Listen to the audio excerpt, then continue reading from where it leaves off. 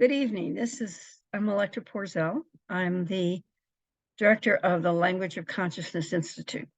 And this conversation that I'm just going to talk about tonight has to do with a discussion group that we're having on Charles Einstein's next stories. And his premise really is that there were old stories that societies had lived by that were considered to be the truth and the only way to live. And that those structures, those beliefs, those realities are dying. They're not sustainable anymore. And that there are other stories, next stories, new stories that are rising that will hopefully help, if adopted by a large portion of the population, can make the difference in creating a sustainable future for all of humankind. So the one we're discussing tonight in our group was this. First of all, the old story is what happens to other beings or the world need not affect me because I'm separate. And you can see that operating in the past and operating in the present in some people. But the new story or the next story would be what happens to others or the world will always affect me because self and other are inseparably related. We really walked the gamut, to tell you the honest truth on this, because you see that both of those have acted throughout history. And the fight or the balance between freedom and control has always played it out. And if the ones who had created the rules, the ones who had created the institutions, held on very tightly, there was probably a generation that was fighting them on that because they said that's not the way the world is. And that holding on, while it feels like it preserves their world and how they want it to be, it will not sustain itself, and it's impossible. And what we've watched over the centuries is that fight between those two, between freedom and control, group control. And there are cultures where the group has always been more important and dominated people's actions more than the individual right. In the United States, the idea of individual freedom has always been maybe a sustainer of the change, but also a fighter, something that would both support and break apart that which came before. And we are now in a very interesting time. When I know in the 90s, I used to do training in organizations, and people were being asked to work 60, 70 hours a week. The businesses said, we're going to prosper because if we have people work almost their entire life with us. What I knew as a trainer then was that was a mistake, an idea, because if we don't if people don't have an opportunity to have variety in their lives, they do not think differently about the job. And all of the processes in the job and an institution remain the same. And they don't have that ability to adapt to the changing conditions. Whereas if you make sure that your employees have personal time, that they can be involved in the community and their children's lives, volunteer work, you have people who come into the business with new perspectives, new ways of looking at the world. And they bring that energy into the workplace. So these two ideas were fighting each other. And only, I think, because of COVID did the idea about my family, my time, my passions are more important for me to pay attention to than your demand for my life dedicated to your corporation. And the COVID allowed a majority of people to wake up at the same time. So you have this thing called silent quitting. You have people who, like when Elon Musk says, well, you know, you're going to have to give up your life to me if you're going to stay. And a lot of them said, see ya, because they realized that they wanted to be a full human being. They wanted to be interrelated with their community. They wanted to have more time with their kids or their religion or their passions. And they realized that that made them both more singular and more connected. What we know is that if you kind of step back, and you look at all the latest information we've gotten from the Hubble, not Hubble, but anyway, the latest telescopes out into the world, out into the universe, that they see how one solar system affects another, how these galaxies merging, that it all impacts each other. I mean, they were asking this question on the show I was watching on Nova. You know, is the black hole control the situation, or does the larger field of planets and solar systems that are around it control the situation? And they said they don't know.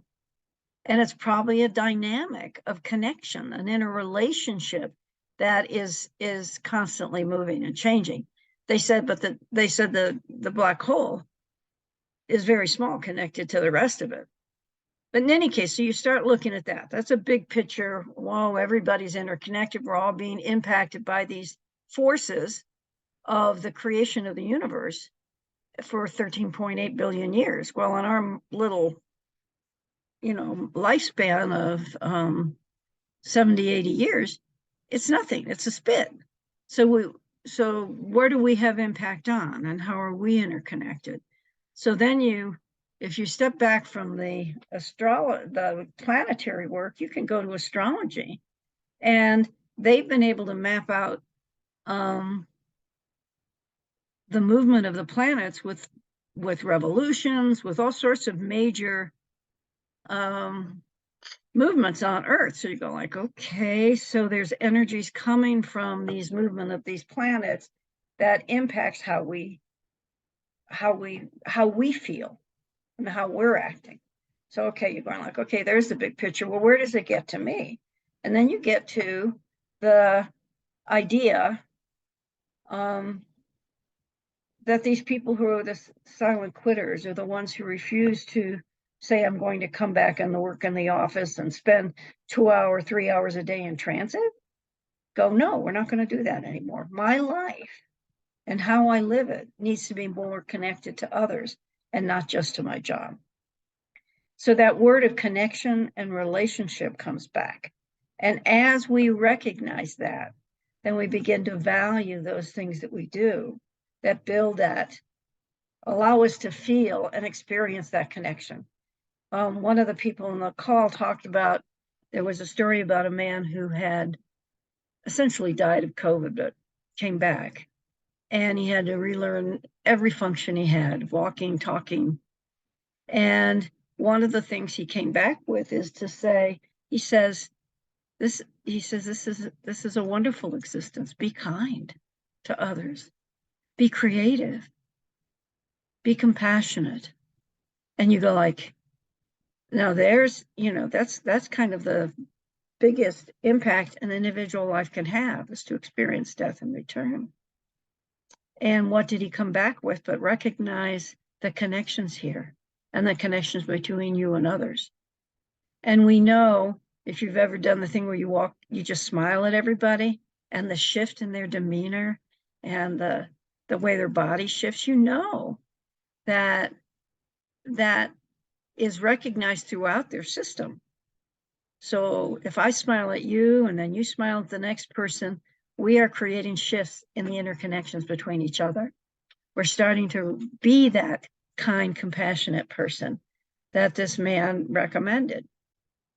And basically that turned out to be the theme. Is like, how do we were playing with the idea about what it would be like if everybody, the majority of people, came from the idea that we were all interrelated, that we were not separate from others, and that anything, what we did impacted others, and what happened to others impacted us. It would shift how we come to everything that we come to. We would create institutions that serve the greater whole and the individual. We would shift how countries relate to each other. We would shift how we relate within the workforce. Someone related a story of a manager who was having a real time kind of understanding the Gen Zs, I guess, the youngest workers, because, and it seemed the youngest workers didn't understand the ethos of the workplace. And the manager finally decided that, you know, I can fight this, or I'm going to meet them where they are. And she ended up telling them kind of not what the expectations of a workplace were, but also what would make that place work best. And so she got the kind of workforce that she wanted, but she had to adjust how she came to it as a manager. And I think that's true for all of us. Every time that I have found myself saying, why don't they just do it my way? Then I go like, oh, there's 2 or 3 or more of us here. So it's got to be in our way. And how do we create something that's going to work for the organization, for the business, for the greater good for the people? And it seems to me that ultimately, if we have the majority of people recognizing these interconnections, they're going to agree to, let's say, safety regulations for railroads that might help the greater whole. Things like that. There's things that if we're coming from the greater good, then we create structures or regulations that allow for the greater good to protect us. At the same time, we're paying attention to the individual uniqueness of each of us and supporting that. So this capability to include new perspectives, to new ideas, and adjust to what is occurring makes us a more flexible organization, a more flexible people.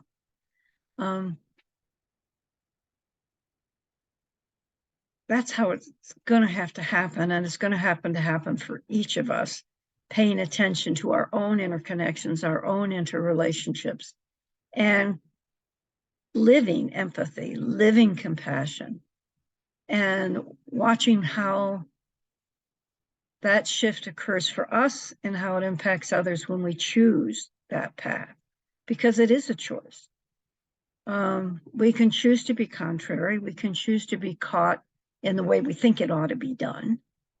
And we can look to play from a different perspective, be the observer in a different way, and open up to new ways of being together. It's an interconnection. It's a together. It's not a separate.